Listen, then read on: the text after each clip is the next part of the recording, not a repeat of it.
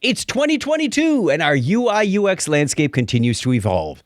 You've got questions like when to turn on our new UI or when it's best to use UI Builder versus Service Portal. Our guest today is here to help answer questions like this. Welcome to Breakpoint, the ServiceNow Developer Podcast. Here's your host, Chuck Tomasi. Hello, ServiceNow admins, builders, developers, and of course, all the curious individuals. And I say that with the utmost love and respect. Welcome to Breakpoint, the ServiceNow Developer Podcast, where we bring you the latest tools, tips, and tradecraft to accelerate your career. In this episode, I've got the pleasure of once again talking to Brad Tilton with a new title, Senior Principal Outbound Product Manager. How are you today, Brad? I'm doing really well, Chuck. Thanks for having me on. It is my longest title that I've had.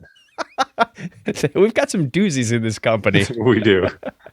Welcome back to Breakpoint. And for listeners, Brad was a developer advocate for several years, right up until April of 2022.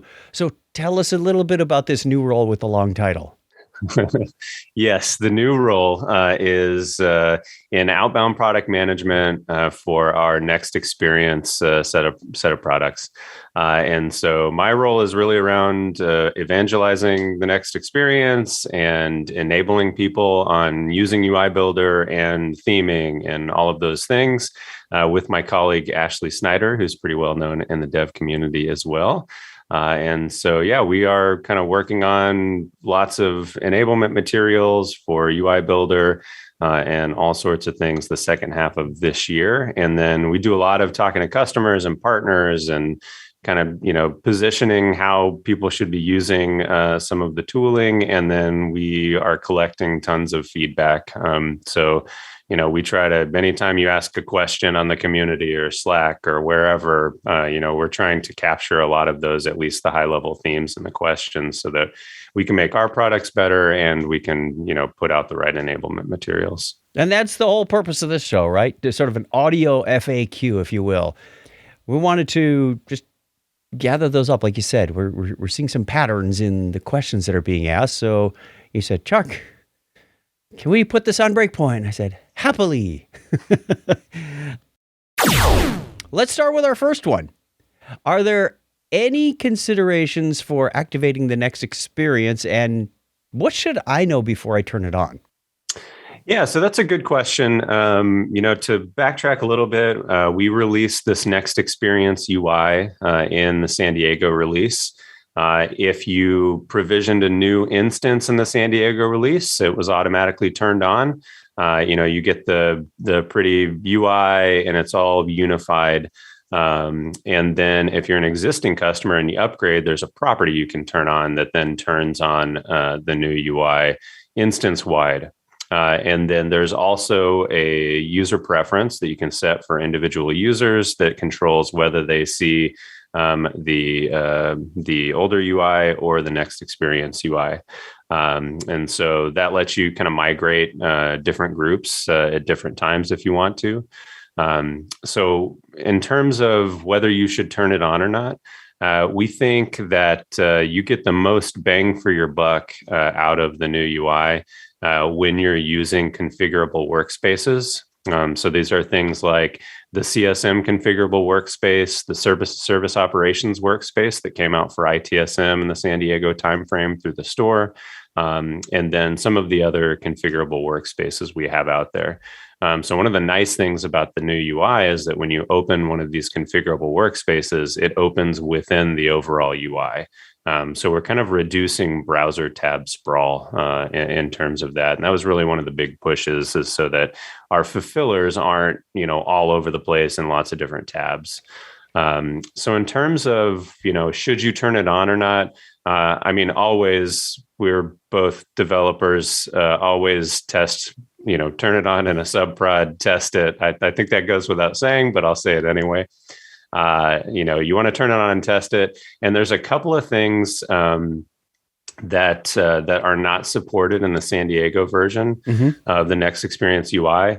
So those things are guided tours is kind of the big thing. So if you are a customer that is using guided tours and that's a big part of your fulfiller experience. Those are not supported in San Diego, although we are targeting a near future release to support guided tours. So they will eventually be supported in the new UI. And then the other one is Connect Chat. So Connect Chat is also not supported in the new UI, but we should have a replacement, safe harbor.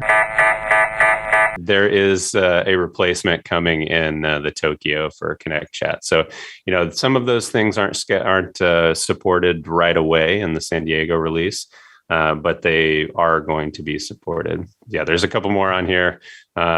Table schema map, VTBs. Yep. And then one thing I do want to call out is there's been some confusion around whether ATF is supported or not. Mm-hmm. And so ATF is still supported in the core UI of Next Experience, but it's not supported in configurable workspaces yet. Good to know. So turning on Next Experience UI isn't really going to change what you can test and what you can't test. So that's really more if you're looking at moving from, the core UI into a configurable workspace, that is a consideration for that, but not really turning on Next Experience UI. So all of your existing tests, if they work in a previous release, they should work in the Next Experience UI. Obviously, if you're doing some sort of like custom UI testing that involves the header and things like that, like the header changed in the new UI, so those are probably not going to work anymore. You might want to test that out.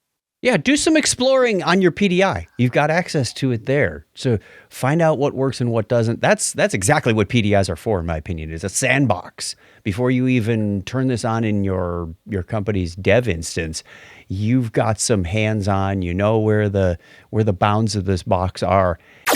Now, you mentioned Agent Workspace and Configurable Workspace. What's the difference of those, and what do I need to know there? Yeah, so that's a good question. So our legacy agent workspaces came out in New York, Madrid. It was a while ago. Yeah. Yeah. So they came out a while ago. They were kind of built on the first version of our new Next Experience UI framework. And they were good. It was a good kind of upgrade from lists and forms for a lot of our customers, where they could get that tabbed interface within one browser tab. But a lot of the feedback we got was like, hey, this isn't very customizable. I want to be able to do some of the things that I'm able to do on lists and forms, like add, formatters to the form that have UI macros, and you can do all sorts of things with them. And so, we kind of took that feedback and we actually, built out kind of a newer version of the framework, or updated a little bit. And so we ended up kind of replatforming those agent workspaces onto a new, more configurable version of Workspace. And so that's what we released in Quebec with the newer version of UI Builder, with all the data resources and components with events and properties that can talk to each other. And then in Quebec, we released the CSM configurable workspace. And then App Engine Studio lets you create configurable experiences, both workspace and portal experiences. And then in San Diego, Service Operations Workspace came out, which is really the ITSM version of configurable workspaces. Mm-hmm. So we're kind of at a point now where a lot of our customers can move from agent workspace to configurable workspaces. And there are some caveats in there, depending on, if you're really big CSM and ITSM user, and you've got like a tight integration between the two. In the San Diego version, you might have to rebuild some of that integration. We are eventually going to kind of go in and support all of those things. But now is a really good time, once you're on San Diego, to kind of look at, is it time to migrate from agent to configurable workspaces? The other nice thing about the configurable workspaces is that they show up within the unified navigation when you turn on the Next Experience UI. So agent workspaces are still going to open up a new tab when you turn on the new UI. So it's configurable workspaces that were really kind of rebuilt so that they can open up within that unified navigation. Oh, nice. So you really don't have to care which one it is from a consumer standpoint. They're just there. Yeah. So what we often refer to as the runtime experience, once you're a consumer of the experience looking at the page, that experience doesn't really change much from agent workspaces to configurable workspaces. It's really the back end and how you're able to configure them. In a configurable workspace, you can create a variant of a page and move things around on a page and add, new components to your record page and all sorts of things like that. So it's, much more configurable, hence the name configurable workspaces. We're so good at naming things. At least they make sense. That's right. They're not very creative, but they make sense. Now let's talk about some of the technical investment we made in the past, UI macros, UI pages, that kind of thing. Can customers still use those going forward? Yes. So I remember, I think we were probably both on this call, maybe a year and a half, 2 years ago, when they were first kind of previewing what this new UI was going to be like. And one of the big goals was that it was going to be backwards compatible. We have a lot of customers that have been around for a long time. They've built all sorts of really awesome things that help, make their business work better. And we want to make sure that we support as much of that as we can. And so, you've got UI macros and UI pages. Our core UI, which is what we call the kind of lists and forms type view. The core UI still supports all of those things. So it's still, jelly based. We've just kind of made it to where we can put this wrapper around it and, up leveled the styling and the theming and everything. Mm-hmm. So, that's still there. There are some things like if you have dark mode, everybody's excited about dark mode. Dark mode doesn't apply to core UI yet. So it's only going to apply to kind of the shell, the menus and the header and everything. But it won't apply to a core UI list or form yet. But that is also a thing that we're looking to uplift. So in the future, you should be able to apply all of your styling to the lists and the form views as well. I could see some cautionary tales in there if you had a UI macro, for example, that had a dark blue text. And suddenly your dark theme comes in and it's dark blue on black. It's like, I can't read this thing. Yes. It could cause some problems. So test with whatever theme you get. That's right. Let's switch to UI Builder. It's been out for a while. You mentioned it earlier. Can you tell us more about the overall product strategy there? Yeah, so UI Builder is near and dear to me. I kind of got my first taste of it about a year and a half ago before we came out with Quebec, and really kind of liked the way it was put together and everything. And so, I did I did the UI Builder Bytes series on the YouTube and developer blog. And so, I really have enjoyed using the tool and getting to know it a lot better. But it can be fairly complex to use right now. And so our kind of strategy there in the near term is really around UI Builder usability in the next couple of releases. So we want to make it, easier to use and configure. We have built this kind of new technology for it. We're calling presets and controllers. That's going to let component authors do some things around their components where they are kind of presetting a lot of the configuration. So if you think about if you want to build out another record page, you've got all these form components, you've got the GForm data resource, and then you have to know what parts of the GForm data resource you bind to different properties in the components. Mm-hmm. And when you think about it, everybody always binds the same parts to the same properties. So why don't we, when you add a form component to the page, it automatically, gets the right data and everything, and you don't have to do all that. And so that's our goal with the presets and controllers. You'll see some of that in Tokyo, and then we hope to up level more of our components to that in the future. So usability is a really big push for us in UI Builder in the near term. When should I use UI Builder versus, say, Service Portal? Yeah, that's a great question. So, I think whenever we release a new technology, it's always kind of confusing, when do I use this thing, right? Because the first version usually doesn't have parity with the incumbent, right? If you think about Flow Designer and Workflow, I think that's probably the most obvious example to people right now. The first version of Flow Designer did not have anywhere close to parity with Workflow. At this point, we have achieved parity and surpassed it, by a long way, I feel like. Yes. I know not everyone feels like that, but I think we're there. They still want their rollback. It's like, you're not going to get a rollback. If you need a rollback, you're doing it wrong. And my turnstile. That's right. But so UI Builder and Service Portal have different use cases right now, and it's actually not a perfect comparison to Workflow because right now for UI Builder and Service Portal, they are really our two supported UI technologies, UI UX technologies. So they're both supported. They both have their use cases, and so the easiest way to think about it is that UI Builder in its San Diego, Tokyo form is really geared towards modifying fulfiller experiences. And if you have to, creating your own fulfiller experiences. So its audience is really fulfiller focused.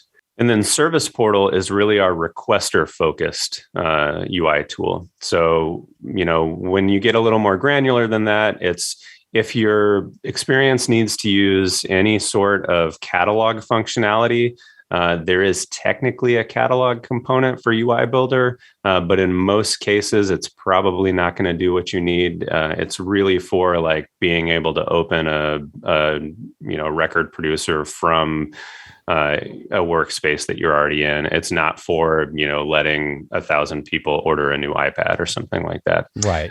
So anything that involves catalog is still Service Portal. Any like enterprise-wide portals are probably still better suited for Service Portal. If your portal needs to be available publicly, it is technically a thing you can do in UI Builder, but it's probably not a thing that you want to do right now because it involves a lot of custom data resources and things like that. So public portals, I still think Service Portal is the right answer for. In addition to that, we have responsive portals. So if your portal needs to be mobile friendly, that's still a Service Portal only thing. So UI Builder does not create responsive experiences. It is possible to create, a page that looks okay on mobile if you need to, but it's not responsive by default like Service Portal is using Bootstrap. So again, Service Portal for requesters, UI Builder for fulfillers, and in UI Builder, when you get more into that fulfiller experience, we really think it's best that you start with one of our configurable workspaces. So if you're an ITSM customer, start with the ITSM configurable workspace, which is called Service Operations Workspace, and try that.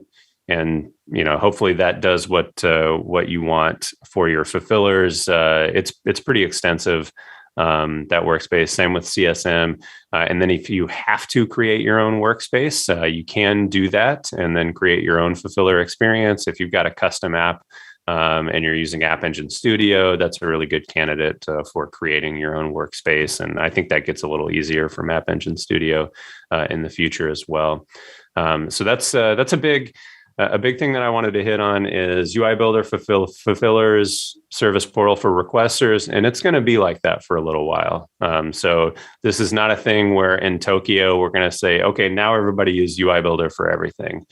We've got some time, so I think people can feel confident building out service portals right now.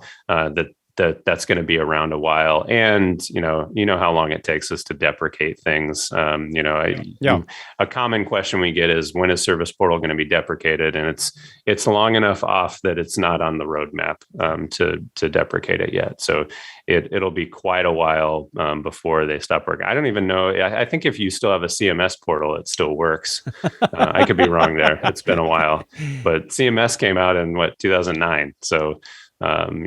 You've got a lot of time. So yeah, if you need an enterprise portal, if it's doing requester related things, Service Portal is still our answer there. There's not a whole lot of development effort on our side being done for Service Portal. I did see a new widget coming out in Tokyo. So there's things that are happening to support other applications. Document management was one of them that I saw. So it's not dead, and we're not going to just simply turn it off in some future release. It's always going to be there. Like you said, CMS is there. It's also really good at this point for responsive technologies. If you want to put out a portal that works on mobile, you can do that in Service Portal. Not available as of summer 2022 on UI Builder. There's also some other feature parity like external user login or external user account creation, or the Open ID Connect features. So you can use a social media account to attach your portal to Google or Facebook or whatever to log in that way. So there's still a lot of very rich features in Service Portal that I recommend people take a look at if you're doing a consumer external requester portal. Well, now that you're a product manager, can you give us a hint of what's on the roadmap for the next experience? I can. So, safe harbor again. We're not. I may say something. I probably won't say specific releases, but we may or may not actually get to that in the release for all sorts of reasons. Your developer advocate is showing again. No, wait. I think we got that from the product managers. Probably. So something I'm fairly confident about is the Tokyo release, because it's. I don't know if we're past dev complete, but it's basically done. We're in Utah planning at the moment.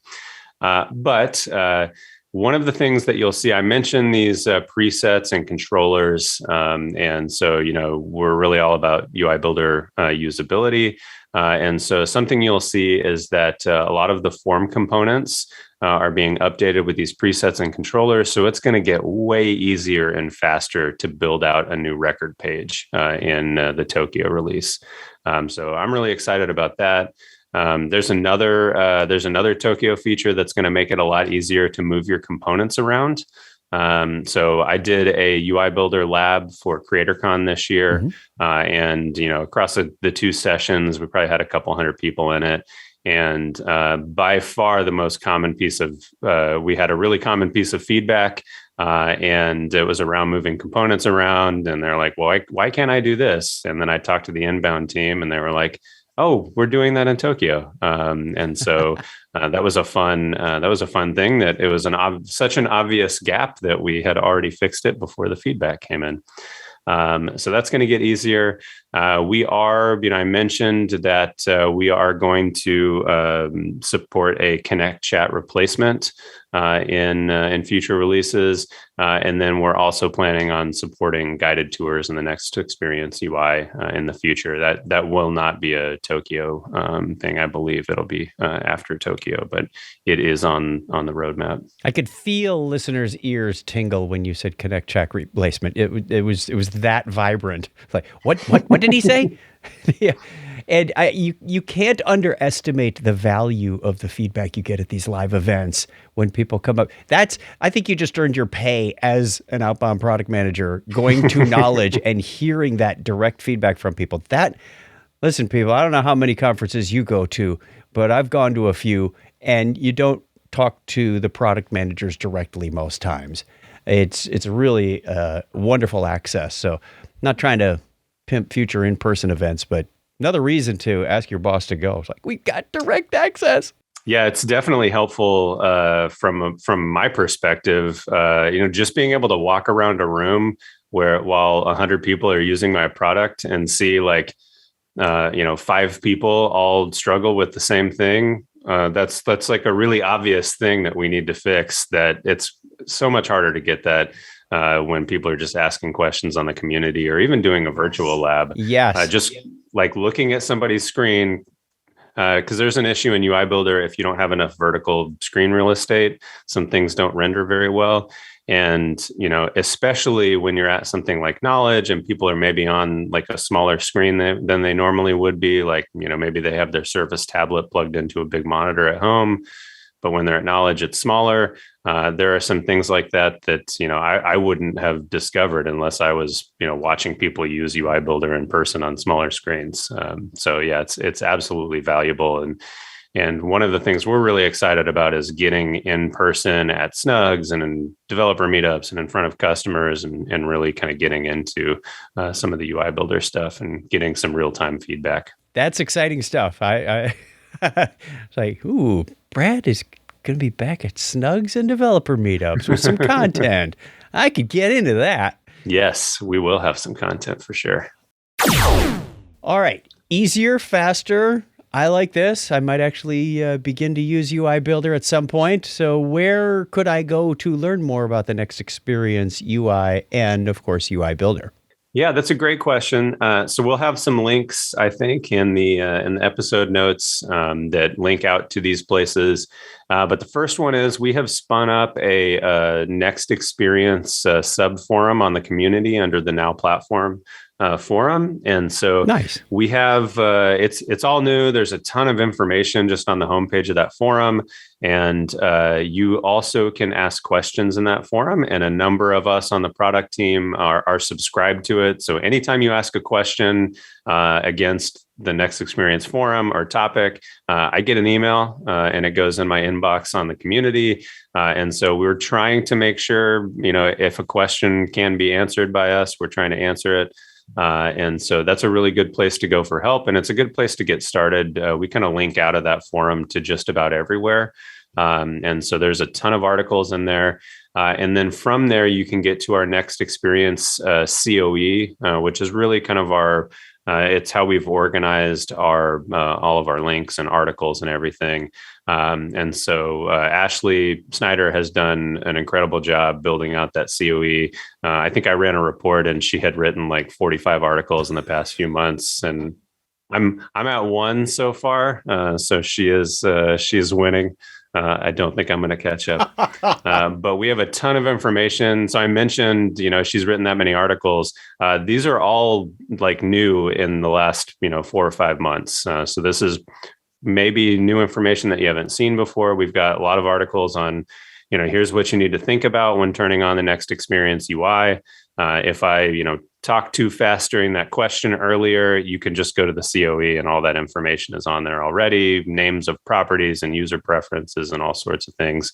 And then it also links out to some different training we have. The other big question that we get is, how do I get started with UI Builder? What kind of training do I do? Yes. And so there are probably 3 things that I would go through. The first one is the Now Learning course for UI Builder. I think it's UI Builder Fundamentals. It's been updated for San Diego. And it's a really good starting place for getting started with UI Builder. And then after that, we have, I think, 5 modules in the UI Builder course on the developer site. So that's a good exercise to do next.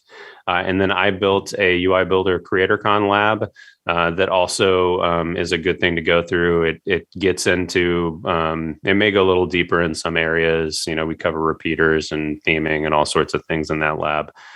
So I think those are probably your best 3 resources to go through, and I would do them Now Learning, developer site, and then CreatorCon lab. And so you can get links to those from our COE. Also, I will just say, if you are using the Next Experience UI in your production instance, we'd love to talk to you and get feedback on, how you think it can be better and how you're using it. And then also, if you're building experiences with UI Builder or customizing experiences with UI Builder, we'd love to get feedback and hear about how that's going. And there's a few ways to connect with me or our team, and that's you can always reach out to your account executive or your solution consultant. Those are kind of the best ways to go through that, so that everything goes through the right channels, and they can get a hold of our team and give us some feedback. Or if that is proving difficult, you can absolutely just reach out to me personally. And that goes into, how do you get a hold of me? You know the show too well. You can go to my LinkedIn, which is, whatever the LinkedIn thing is, /Brad Tilton. Same with my Twitter. And my email is my name at ServiceNow. So I'm fairly easy to get a hold of. I'm on S&Dev Slack. I'm on the developer Discord and all sorts of areas. So ping me on something. And, I'd love to hear feedback about how you're using the Next Experience products, both the UI and UI Builder. Yeah. And I will have plenty of links in the show notes as well. So the community now learning how to get a hold of Brad. Don't worry about it. If you don't have to write down these things furiously as you listen to this. For new listeners, experienced listeners, we'll know all this already. Experienced hosts know how to drive the show by themselves. Thank you so much for joining us today, Brad. And thank you, wonderful listener. Don't forget to check out the other ServiceNow podcasts. You can find them on the community under the resources menu, or you can go to servicenow.com/podcast. Subscribe to this one or any of them for totally free and get them automatically delivered to you. Breakpoint is brought to you by ServiceNow, executive producer Chuck Tomasi, video and captions by Earl Duque. And to find out more about the ServiceNow Developer Program, I invite you to go over to developer.servicenow.com. Again, thank you so much, Brad, for all the wonderful information, and we will talk to you again soon, I'm sure. Thanks for having me, Chuck. Please let us know what you think about this podcast. You can leave feedback or ask questions in the ServiceNow community. For more great information on ServiceNow development, check out the ServiceNow Developer portal at developer.servicenow.com. Thanks for listening.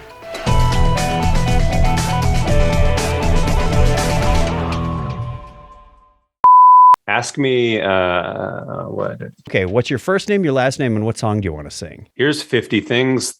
Oh, okay. Well, I'm not supposed to use UI Builder for everything? Got it. It does its own thing for its own thing. And will for a while. Yeah. Yeah. That's the end of the thought. Did I write that or did you write that? I think I maybe gave you the two things and then you wrote it. Oh, okay. I may not be able to answer any questions, but at least we'll have something. Of course. Oh, did we miss that in the questionnaire? No, I didn't. I only gave a half answer. Chuck's going to be retired in a wheelchair with his blanket over his lap. I finally made it to Houston.